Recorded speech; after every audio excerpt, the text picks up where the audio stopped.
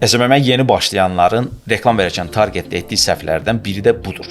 Deməli, mənə müraciət edən müştərilər arasında köhnə targetə baxanda belə bir səhv olduğunu görürəm. Yəni, deyək ki, siz təmir şirkətisiniz və yaxud interior dizaynla məşğulsunuz. Burada hədəf kütləsi seçəndə adətən bu işlə məşğul olanları da seçirlər. Məsələn, burada görürsüz interior dizayn və eğitim alanlar, yəni bu sahədə təhsil alanlar. Məlum məsələ ki, bunların əksəriyyəti bu sahədə işləyirəm. Bunu seçəndən sonra interior dizayn yazılıb iş ünvanlarını seçirlər. Yəni siz reklamınızı birbaşa rəqiblərinizə göstərirsiniz. Tək yəni buna aid deyil, digər sahələrdə də, yəni bu peşə ilə məşğul olanlar orada diqqətli olun ki, eğitim alanları, iş ünvanları, onları seçməyəsiniz. Sadəcə maraq dairəsi olan, ilgi alanları bunu seçəsiniz ki, bununla maraqlananların qarşısına çıxsın. Yoxsa bu sahədə məşğul olan rəqiblərin qarşısına çıxardırsınız və rəqiblər reklamları mütləq izləyir. Alqoritm elə bilir ki, bu sizin potensial müştərinizdir və daha çox mən oxşar kütlənin qarşısına çıxardır. Pullarınız da hədər olur. SMM, marketinq, reklamla bağlı məlumatlı olmaq istəyirsənsə, səhifəmi izləməyi unutma.